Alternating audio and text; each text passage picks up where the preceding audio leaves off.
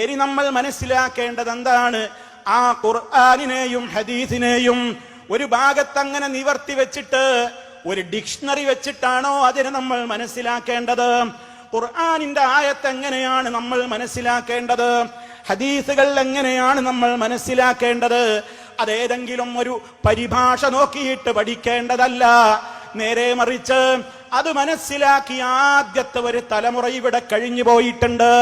അവരാരാണ്? അല്ലാഹ് തൃപ്തിപ്പെട്ട തലമുറയാണ്.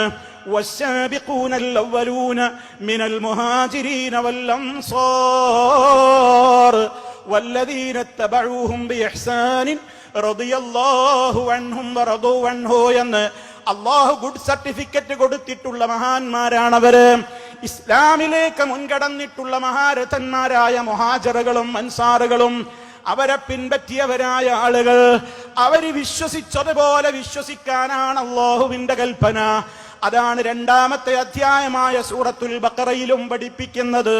ഫഇൻ ആമനൂ ബിമിസ്ലി മാ ആമൻതും ബിഹി ഫഖദ് ഇഹ്തദൗ വഇൻ തവല്ലൗ ഫഇന്നമാ ഹും ഫീ ശിഖാഖ് ഫസയക്ഫീകഹുമുല്ലാഹ്.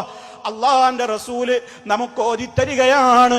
ഓ ജനങ്ങളെ, മഹാന്മാരായ ആ സ്വഹാബത്തിലെ ആ സ്വഹാബത്തിനെ അഭിസംബോധന ചെയ്തുകൊണ്ട് പറയാണ്, നിങ്ങൾ വിശ്വസിച്ചതുപോലെ പിൽക്കാലക്കാര് വിശ്വസിക്കാൻ സന്നദ്ധരാണെങ്കിൽ എങ്കിലേ നാം ഹിദായത്തിലേക്ക് പോവുകയുള്ളൂ.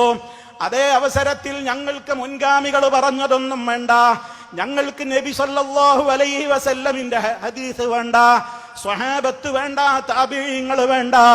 ഞങ്ങൾക്ക് സ്വന്തം തന്നെയെല്ലാം അങ്ങ് ഗവേഷണം ചെയ്ത് ഞങ്ങൾ അങ്ങ് അർത്ഥം വെച്ചോളും എന്ന് പറയുന്ന നിലപാടല്ല.